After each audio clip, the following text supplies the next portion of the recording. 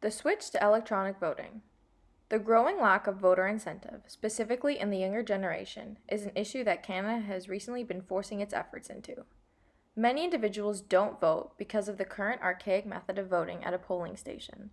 In a typical federal election, only 45 to 60% of Canadians will vote at all, and the numbers are generally far lower in provincial and local races. The leading cause of absent voters, by 33.5%, is busy or conflicting work schedules to go out and vote. However, if this system was converted to a virtual method that allowed individuals to vote in the comfort of their own home, then I believe the voter turnout would increase significantly. If something as sensitive as online banking is available virtually, then electoral voting should also be an option to increase voter incentives.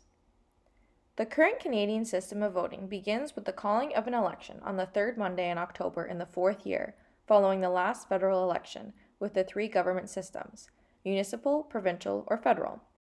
A municipal election is a local election where the people vote for a mayor of a town or city.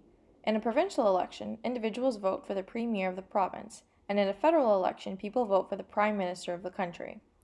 Election campaigns operate at two levels, the local level and the national level. At the national level, the federal political parties campaign for the office of the prime minister and obtain this title if they win the majority of members elected in the House of Commons. In a local level, candidates will campaign exclusively in their own electoral districts, known as ridings. The current method of voting is voting at your assigned polling station, either on election day or advance polling, typically a week before the election date.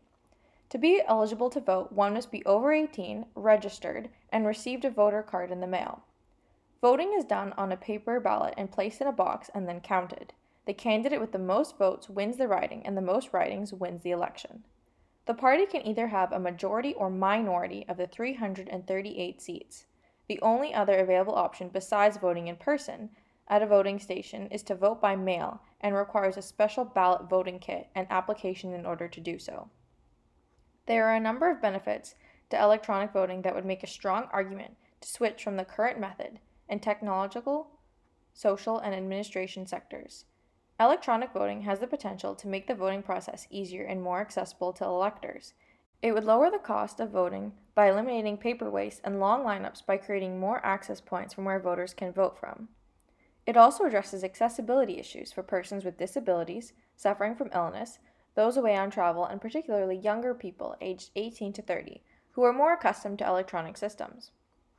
Online voting produces faster and more accurate election results with the reduction of human error in counting. It can improve the overall quality of ballot cards by eliminating spoiled ballots and ballot errors with the creation of electronic options, as a computer will not allow you to continue without being filled out correctly. Additionally, there is always the possibility of ballots being lost or destroyed, but with an electronic copy, there is a paper trail to follow and less likely for it to be lost. Although there is a risk of security and hacking that could compromise an election, that concern is not as feasible as it once was. Technology has been advancing at an exponential rate, and with many banking systems electronic and available for the public, many question why the election services have not also made the switch. Thank you.